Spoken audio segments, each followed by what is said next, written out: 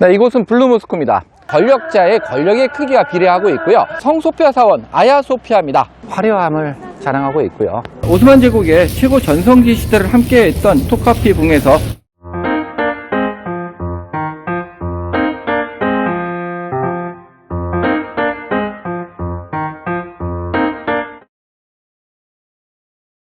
안녕하세요. 집 이사도 다 끝나고 프레한 물품들도 어느 정도는 준비가 된 것 같습니다.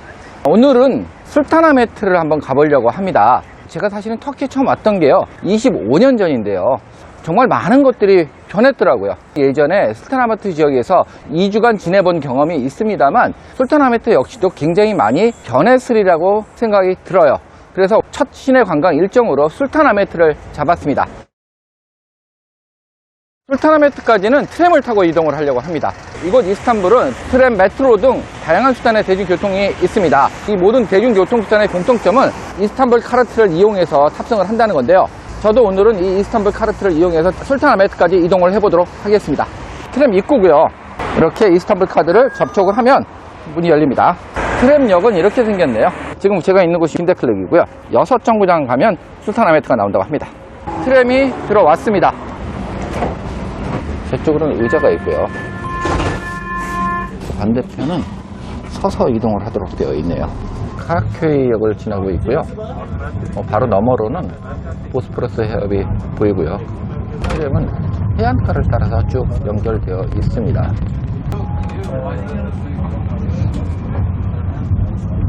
술타나메트 지역으로 접어들고 있습니다.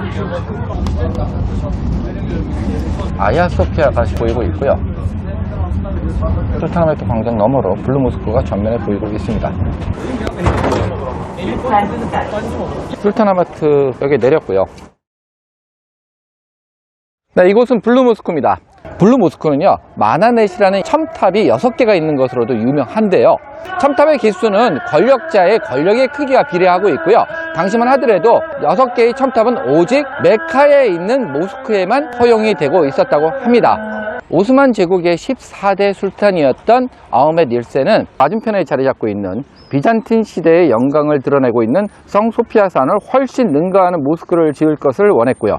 건축가에게 온통 금으로 장식된 화려한 모스크를 지으라고 명령을 내렸고요. 터키어로 금은 알틴이라고 발음을 했는데요. 이 건축가는 6개를 의미하는 알티와 알틴을 혼동하면서 6개의 첨탑이 세워진 블루 모스크를 짓게 되었다고 합니다.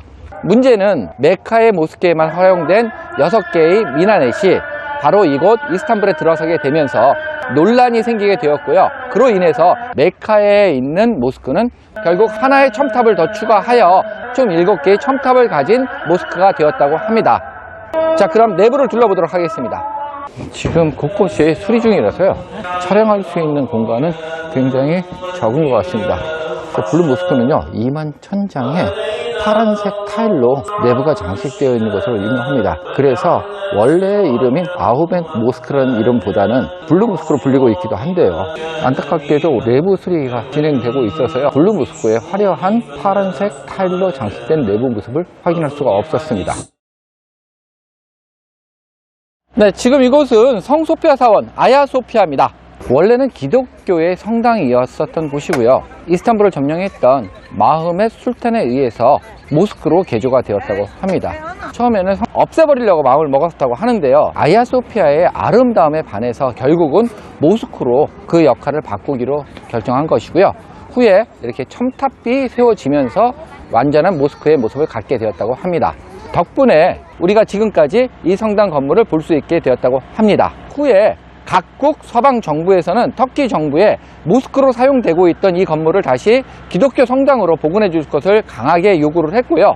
여러 논란 끝에 터키 정부는 이 건물은 인류 전체의 문화유산으로서 보존하겠다라고 결론을 내리게 됨으로써 이에 대한 논쟁은 마무리 지을 수 있었다고 합니다. 터키 정부는 이 건물을 박물관으로 용도를 변경하게 되고요. 많은 관광객들로부터 사랑받는 관광 명소가 되었다고 합니다. 그러나 안타깝게도 터키의 종교적 색채가 강해지게 되었고요. 지금은 다시 모스크로 이용이 되고 있다고 합니다. 성당으로 사용되었던 건물답게 아기 예수와 성모 마리아의 그림들이 남아있기도 합니다. 후에 이슬람 모스크로 개조가 되면서 지금 내부의 모습은 이런 이슬람 문양으로 장식이 되어 있습니다.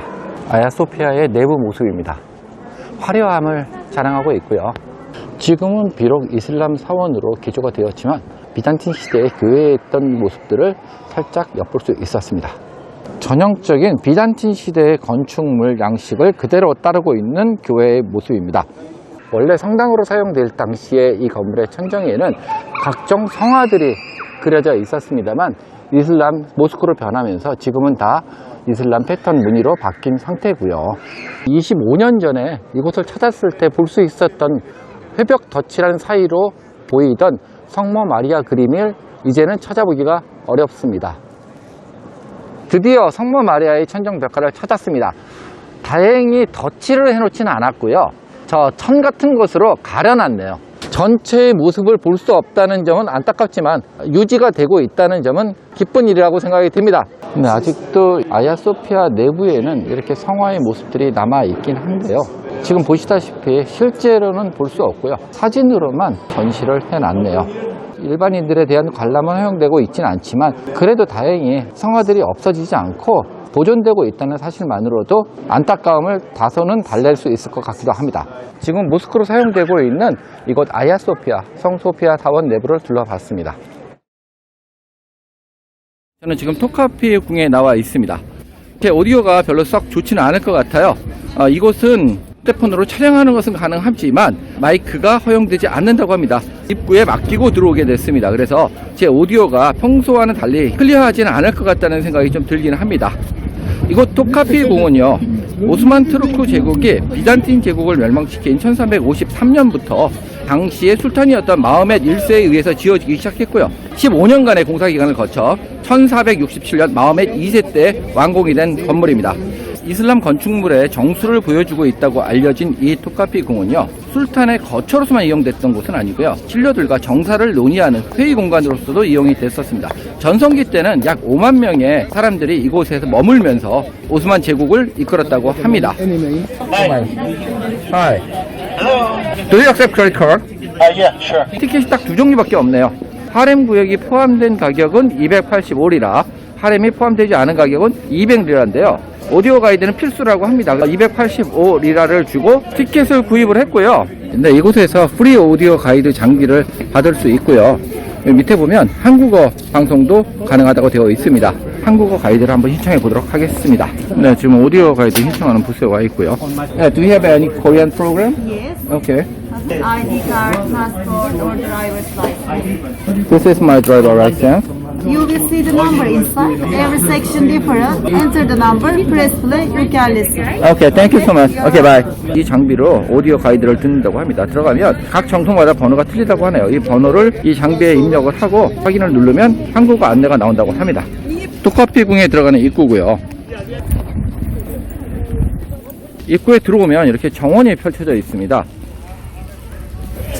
굉장히 화려하게 천정이 장식되어 있는데요. 왕궁의 시계방이네요. 지금 현재 이 토카피 궁은 박물관으로 이용이 되고 있습니다. 오스만 제국 시절에 사용하던 각종 그런 시계들이 전시되고 있습니다. 무기 전시관인데요. 여기 보면 이렇게 130이라는 숫자가 쓰여져 있죠. 이거를 여기다가 입력을 하고 누르면 이제 한국어 오디오 안내가 시작될 것 같습니다.